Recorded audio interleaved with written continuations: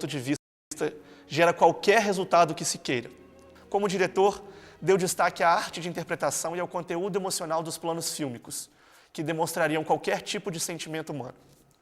Pudovik uniu suas teorias sobre montagem cinematográfica ao romantismo revolucionário tradicional. Ele classificou ainda 5 tipos de montagens: contraste, paralelismo, simbolismo, simultaneidade e reiteração do tema. Um exemplo de como funciona o processo cinematográfico na obra de Pudovik está na sua mais famosa obra, A Mãe. Numa determinada cena, o diretor precisava dar ao público a noção rápida do tremendo anseio de liberdade na mente de um homem aprisionado sem que, para isso, precisasse recorrer a métodos óbvios. Pudovik se limitou a montar um primeiro plano do rosto do prisioneiro com 2 ou 3 imagens mais, aparentemente diversas, a do rosto de uma criança sorrindo e a de um pequeno córrego.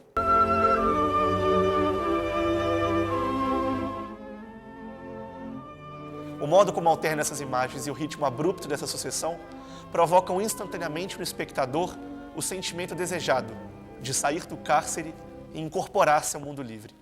Tijolo por tijolo, as tirinhas de filme constroem uma catedral de sentido. Tudo isso sob o comando do diretor, que é condutor dessa nova linguagem na imagem em movimento, sob as regras da montagem. O que Griffith fez, intuitivamente, Pudovik fez baseado numa teoria, e ainda colocou a montagem a serviço da ideologia. Pudovik assistiu aos trabalhos de Griffith e mostrou quais os recursos descobertos por ele, além de comprovar a sua eficiência melodramática.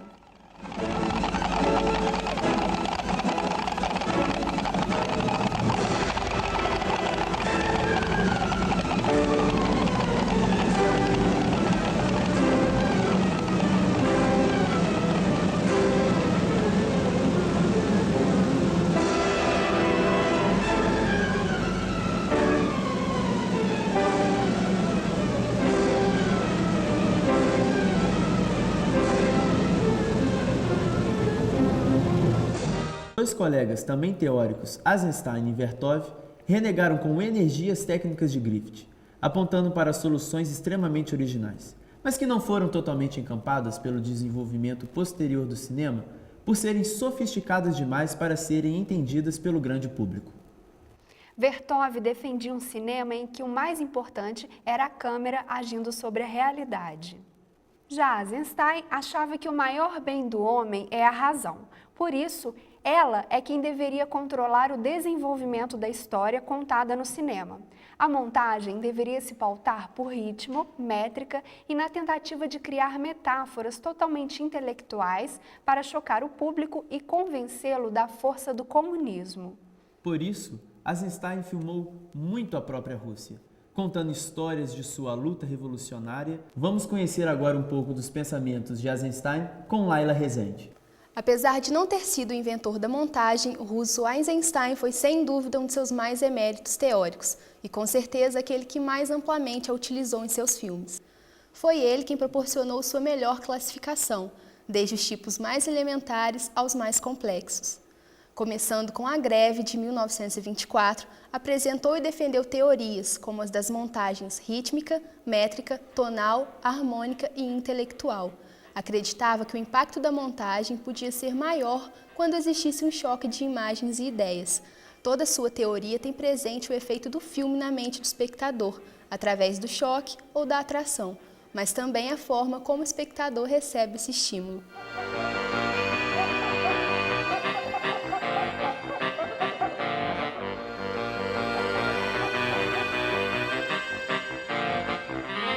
Ele defendia que a continuidade cinematográfica ideal era aquela em que cada mudança de plano desse lugar a um novo choque, com vista ao surgimento de novas ideias.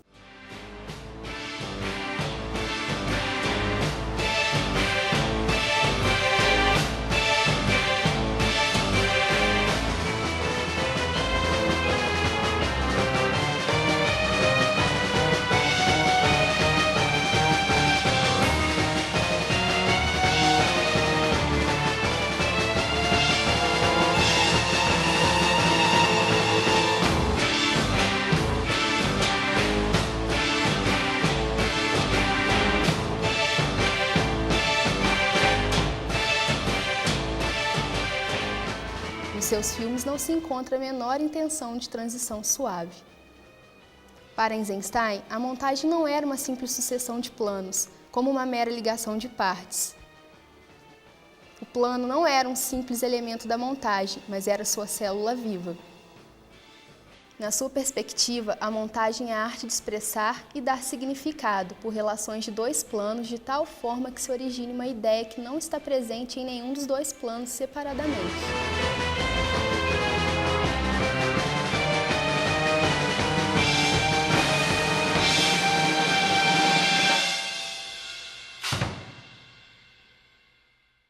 O conjunto é superior à soma das duas partes.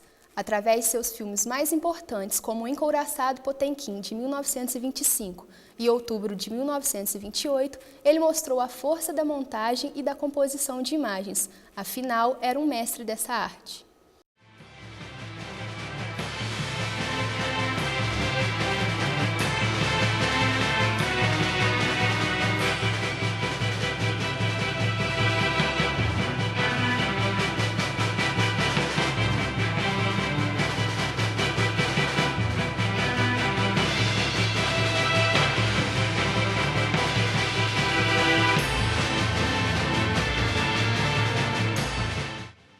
Nem sei o que falar. A teoria de Eisenstein é tão complexa que até mesmo os russos o criticaram de formalismo exagerado. Após a morte de Lenin em 1924, os cineastas russos perderam grande parte de sua autonomia e acabaram sofrendo represálias quando não se submeteram a determinações de Stalin. A segunda parte de Ivan o Terrível de Eisenstein, por exemplo, foi concluída em 1946, mas só foi liberada para exibição na União Soviética em 1958. Dziga Vertov também sofreu represálias e terminou a vida no ostracismo. Vamos conhecer parte de sua teoria da montagem com Otávio Bittencourt. Dziga Vertov nasceu em 1896 na Polônia. Começou muito jovem a escrever poemas e a estudar música. Com 19 anos, começa a estudar medicina, mesma época em que cria o Laboratório do Ouvido, onde registra e monta ruídos de todo tipo com um velho fonógrafo. Em 1918, após o discurso em que Lenin considera o cinema como sendo o principal meio de divulgação da nova ordem social que se instala na União Soviética, Vertov torna-se redator e montador do primeiro cinejornal de atualidades do Estado soviético. Em 1922, começa a trabalhar com o Cinema Verdade e produz com sua mulher e seu irmão 23 números dessas atualidades cinematográficas.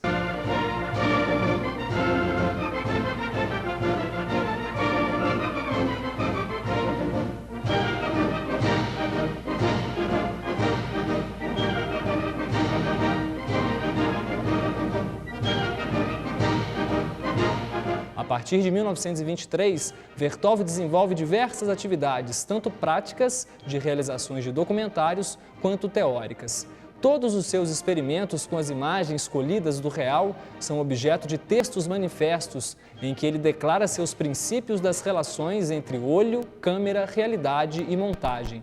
Seus experimentos cinematográficos baseiam-se no exercício exaustivo da construção da expressão através da articulação desses 4 elementos.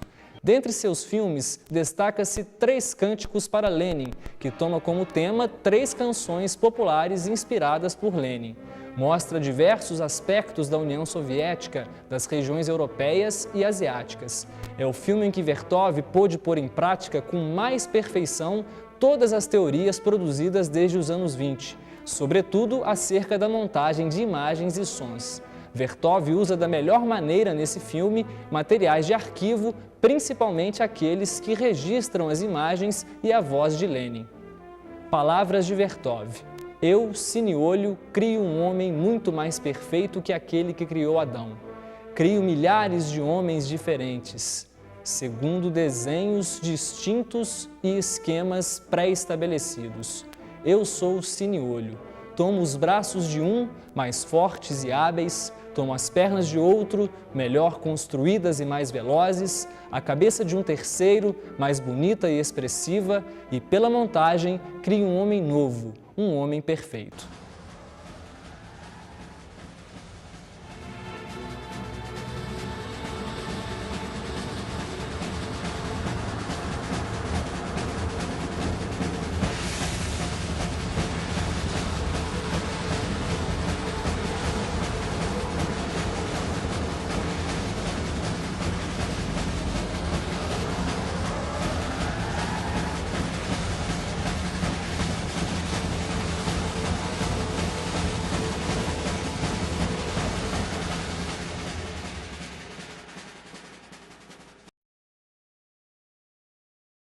Um cineasta que dedicou sua vida à revolução e terminou encostado sem condições de produzir.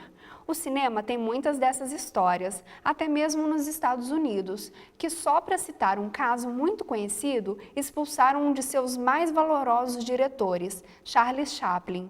Ele foi acusado de comunismo pela política macartista nos anos 50. Hate has goose-stepped us into misery and bloodshed. Do not despair. The hate of men will pass and dictators die. And He's the power not they took talking from the about people Germany, you will know. return to He the is people. talking about And so long America. as men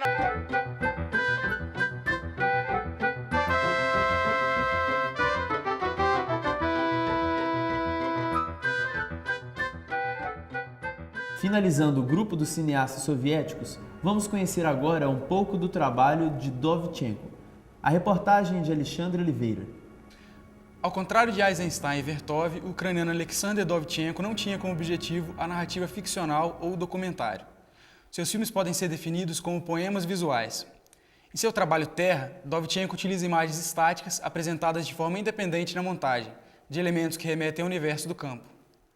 No entanto, esse filme apenas tem a luta de classes entre fazendeiros e camponeses como pano de fundo, porque o que retrata é nada mais que a continuidade entre vida e morte.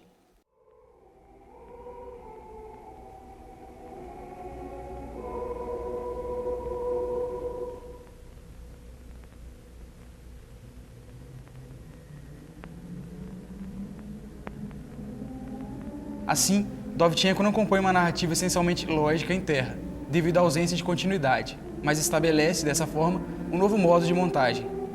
O filme Terra, juntamente com Arsenal e Ivan, formam a trilogia ucraniana, os 3 trabalhos mais conhecidos de Dovchenko.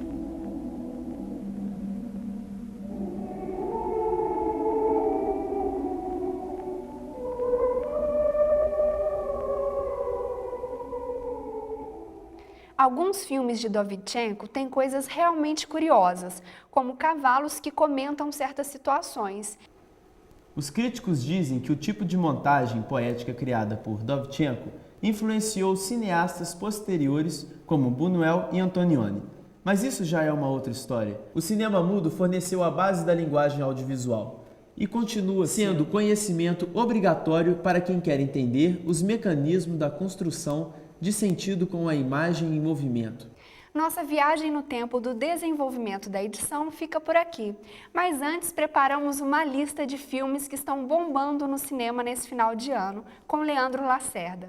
Entre os filmes de mais sucesso em 2010 está o Tropa de Elite 2, dirigido por José Padilha. Já é o filme brasileiro mais visto do ano. O tema central do filme é a relação das milícias com a política no Rio de Janeiro. O Coronel Nascimento, novamente vivido por Wagner Moura, agora enfrenta as milícias que imperam na vida carioca. Ao se deparar com um sistema que domina o Rio, ele descobre que o problema é muito maior que imaginava, e não é só. Ele precisa equilibrar o desafio de pacificar uma cidade ocupada pelo crime com as constantes preocupações com seu filho adolescente. É um filme que mostra uma dura realidade do Brasil e está fazendo com que o público pense politicamente sobre o país. Foi lançado em novembro um documentário sobre a vida do tricampeão de Fórmula 1, Ayrton Senna. O documentário mostra imagens de Senna em vídeos caseiros, em reuniões com outros pilotos, em conversas no box e até a guerra de nervos com Alan Prost, durante as temporadas em que correram juntos na McLaren. As imagens são narradas por locutores brasileiros, ingleses, japoneses, franceses e pelo próprio Senna, todas com áudio original, o que deixa muito mais próximas da realidade. Para compor o filme, a equipe do diretor coletou 5.000 horas de filmagem. O que fisga o espectador são as imagens, essas sim, raras e muitas delas inéditas. Confira agora o trailer. I watched that at sort of tea time in England, and the car really, everybody was saying the car was great, I don't think it was. I think the Williams was a better car. It was the atmosphere in that race was just, even on TV, incredible. He'd never won in Brazil before. He wanted to win so badly for his fans, and that car, it had no right to win. You know, the gearbox went, it began to rain, it didn't have the semi-automatic shift, so he was having to hold it, but he couldn't let it go, and he won that race for 2 seconds from a Williams, and then collapsed in the car. I don't think there was a... I really, also the same race, I have to say, but it's the podium. It's just a moment when he's trying to lift the trophy up. And I think we are watching the arrival of Ayrton Senna, a truly staggering talent.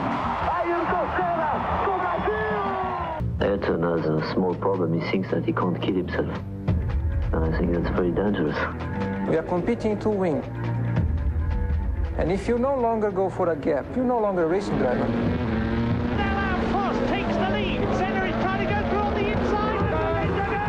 Pois é, pessoal. Esperamos que vocês tenham gostado do programa e o Papo Cabeça volta em breve com um novo tema relacionado às artes do audiovisual. Vamos ficando por aqui. Esperamos vocês em nossa próxima edição. Valeu! E até lá!